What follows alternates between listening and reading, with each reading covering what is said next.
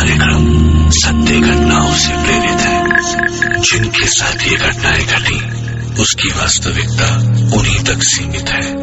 भूत प्रेतों और अपसामान्य विषयों के होने पर चैनल कोई दावा नहीं करता और न ही प्रोत्साहन करता है, बस एक दावा करता है और वो है डर।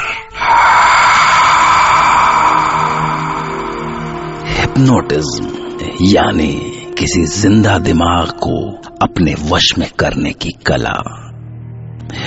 हिप्नोटिज्म का जानकार इंसानी दिमाग को सिर्फ पढ़ ही नहीं सकता, बल्कि वो उसे अपने इशारे पर चला भी सकता है। पर क्या किसी को कोई ऐसा इंसान भी हिप्नोटाइज कर सकता है जिसका इस दुनिया में वजूद ही ना हो? सोच के देखिए। आज हमारे साथ है एक प्रोफेशनल राइटर की एक मनहूस कहानी। उस राइटर की कहानी जो खुद कहानी बन गया, शायद। सूरज ने अभी पहाड़ों की ओर से निकलकर मेरे कॉटेज की खिड़की पर दस्तक दी। मैं शाम को ही दिल्ली से पौड़ी पहुंचा हूं। यहाँ की खूबसूरती देखकर मैं यहीं रुक गया। यहाँ मैं इस पुराने से होटल में बिल्कुल अकेला हूँ, पर यहाँ के चौकीदार थापा बहुत दिलचस्प इंसान है। खुला है, चले आओ थापा। वाह साहब जी वाह, आप तो जादूगर हो साहब जी। बिना देखे ही जान गए कि मैं हूँ। अरे जब कॉटेज में मेरे और तुम्हारे सिवा और कोई है ही नहीं तो अंदर कौन आएगा? वो तो है साहब जी, पर साहब जी दरवाजा अंदर से बंद करके रखना। पहाड़ी इलाका है, खतरा रहता है। ये आपकी चाय गर्मा गर्म। चाय अच्छी है। हाँ, साहब जी। ओ साहब जी, क्या हुआ? ये इधर वाला खिड़की कौन खोला? इधर वाला खिड़की नहीं खोलना।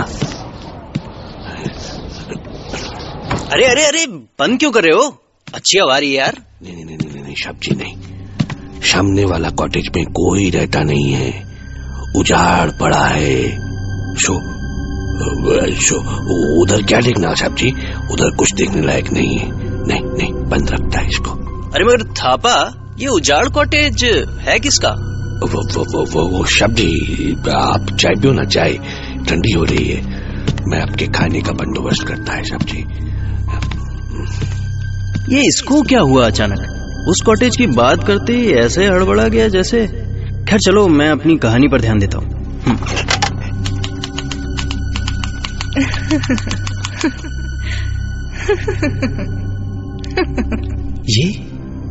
ये कौन हंस रहा है?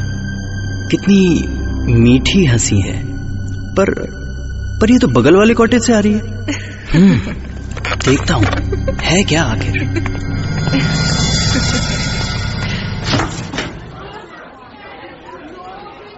अरे इस कॉटेज में तो जैसे काफी चहल पहल है, पर थापा तो कह रहा था कि यहाँ कोई रहता नहीं है। फिर ये सब ये कौन है जिसकी हंसी मुझे बेचैन कर रही है? कितनी खूबसूरत होगी वो लड़की, वो हसीना जिसकी हंसी मुझे पागल कर रही है। कितनी खूबसूरत होगी वो जिसकी हंसी इतनी खूबसूरत है। अरे अचानक इतना सन्नाटा, कहीं मुझे भ्रम तो नहीं हुआ?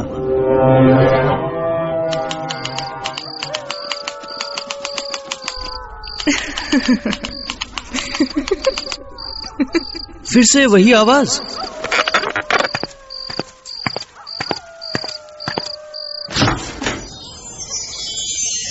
ओह कितनी खूबसूरत, कमाल है, जैसे किसी कवि की कल्पना।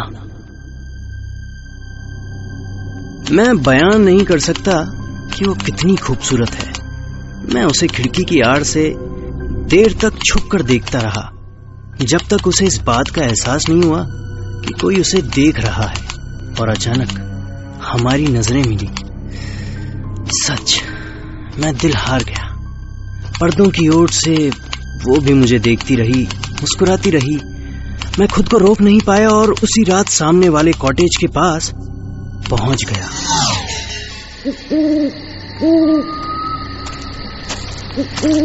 मगर ये क्या? वहां तो अजीब सा सन्नाटा था। शायद सब सो गए हों। उन आंखों में अजीब सा सम्मोहन है जो मुझे बेचैन कर रहा है। बस अब किसी तरह सुबह हो जाए और बस मैं फिर से उन आंखों को देख सकूं। कहाँ है वो? दिखाई क्यों नहीं देती? वो रही, स्वर्ग की अप्सराओं से भी सुंदर। जरा उदास सी लग रही है। वो मुझे देखकर, ओ गॉड, तो वो भी मुझे पसंद करती है। क्या करूं, क्या करूं? हाँ, अपने मन की बात मैं लिख कर उसे बताता हूं। आखिर फिर राइटर किस बात का? चलो, मैंने अपना हाले दिल एक कागज पे लिखा और कागज एक पत्थर पर लपेटकर उस ओर उछाल दिया। और मुझे यकीन नहीं आया, मेरे पास उसका जवाब आया। वो भी मुझसे मिलना चाहती थी। मुझे मेरी मंजिल मिल गई और कुछ नहीं चाहिए मुझे, कुछ नहीं। मेरा दिल उसे मिलने को छटपटा रहा था और उसी रात मैंने अपने पास किसी को महसूस किया।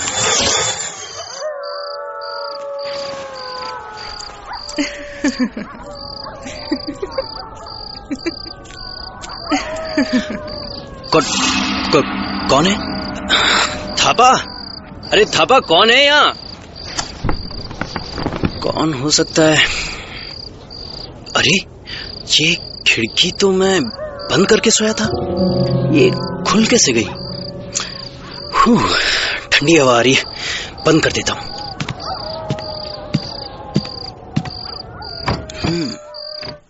शायद इसी खिड़की से आवाज आई होगी। आप कब आई यहाँ पर? कैसे? दरवाजा तो बंद था। आपसे मिलने का मन था। मन को क्या दरवाजा रोक सकता है? नहीं, पर इतनी रात को। रात? कैसी रात? मुझको तो रात ही अच्छी लगती है। सन्नाटा, कितना सुंदर सन्नाटा है। अरे आप ये सब छोड़िए, आइए ना, बैठिए ना। बहुत उदास लग रही हैं आप। अकेलापन किसको उदास नहीं करता? सभी को एक साथी चाहिए। आप अगर बुरा ना माने तो एक बात कहूं, आप मुझे अपना मान के अपने दिल की बात कह सकती हैं। और उसके बाद फिर वही तन्हाई। काश कोई मेरा कयामत तक साथ देता। हाँ, दे सकता है। मैं आपका साथ दे सकता हूँ। सच कहूं तो जिस दिन से मैंने आपको देखा है, चाहने लगा हूं आपको।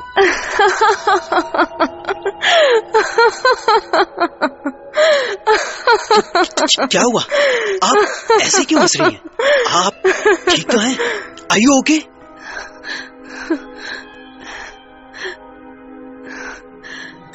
मैं आपको परेशान कर रही हूँ ना?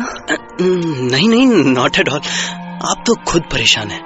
ट्रस्ट मी, मैं आपको अपनाना चाहता हूँ, आपके सारे दुख सुख के साथ। आपका दुख मेरा दुख। नहीं, हमारे बीच बहुत दूरियां हैं। मैं सारी दूरियां मिटा दूंगा, बस आप एक बार हाँ कह दीजिए। नहीं, ये नहीं हो सकता, ये कभी नहीं हो सकता। अरे सुनिए तो, मुझे जवाब तो देती जाइए। मैं आपको पाने के लिए कुछ भी कर सकता हूँ। क्या हुआ साहब जी? ए साहब जी, आप किससे बात कर रहे हैं साहब जी? उस लड़की से। थापा, मैं उसके बिना नहीं रह सकता। मैं उसको पाके रहूंगा। मैं उसको पाना चाहता हूँ थापा। थापा, मैं उस लड़की के बिना नहीं रह सकता। मैं उसे पाके रहूंगा। इधर कोई नहीं है साहब जी। वो लड़की, आप कोई सपना देखा साहब जी? उसकी एक झलक। आप सो जाओ साहब जी, सो जाओ साहब जी, सो जाओ। ये सब्जी को क्या हुआ? कहीं वो फिर से बहुत गड़बड़ हो गया, सब गड़बड़ हो गया। हमारे मिलन का समय आ गया है। आज वो मेरी हो जाएगी हमेशा के लिए। वो कहती है कि हम एक रेशम की डोरी से मिल सकते हैं। कहाँ है वो रेशम की डोरी? हाँ, उस रेशम की डोरी से लिपट जाने का एहसास कितना हसीन होगा। उसके बाद बस मैं और वो। सामने खुली खिड़की, वो मुझे मुस्कुरा कर देख रही है, वो मुझे बुला रही है।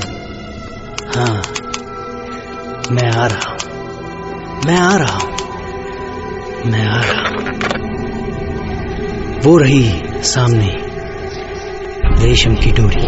आओ, चले आओ, अब देर मत करो। मैं तड़प रही हूँ तुमसे मिलने के लिए। इस डोरी से लिपट जाओ। आओ, मेरे पास आओ, मेरे पास आओ, आओ। हाँ, मैं आ रहा हूं। हाँ, मैं भी आ रहा हूं।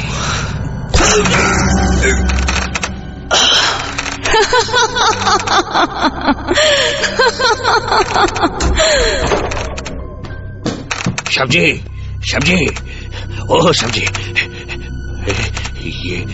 ये क्या हुआ सब्जी? ये क्या हुआ सब्जी? सब्जी, ओह सब्जी। और ऑफिसर, वो रेशम की डोरी? कोई डोरी नहीं थी सर। जब हम वहां पर पहुंचे तो उस राइटर की लाश एक रस्सी के फंदे से झूल रही थी। शायद उसी को उसने रेशम की डोरी समझा होगा।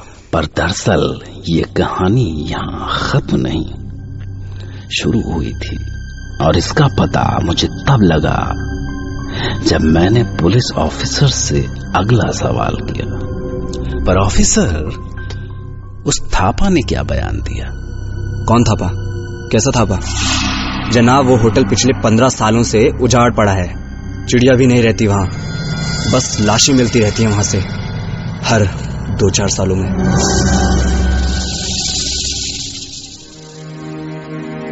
ये सुन के तो मेरा सर घूम गया। अगर वो होटल पिछले 15 सालों से खंडहर बना हुआ था तो फिर थापा कौन था? वो कहां से आया था और कहां चला गया? कहीं थापा उस खूबसूरत लड़की के लिए हर बार नए शिकार लाने का काम तो नहीं करता था? एक सवाल और आता है कि कहानी के मुताबिक थापा राइटर के पास तभी आता था जब वो लड़की वहां से जा चुकी होती थी। तो कहीं ऐसा तो नहीं कि वो थापा ही जब चाहे थापा होता था? और जब एक आखिरी बात, अगर आप कल्पना करते हैं तो उन कल्पनाओं को बहकने मत दीजिए। आपकी कल्पना आपको कहीं भी ले जा सकती है, मौत तक भी। ओके, शुभ रात्रि।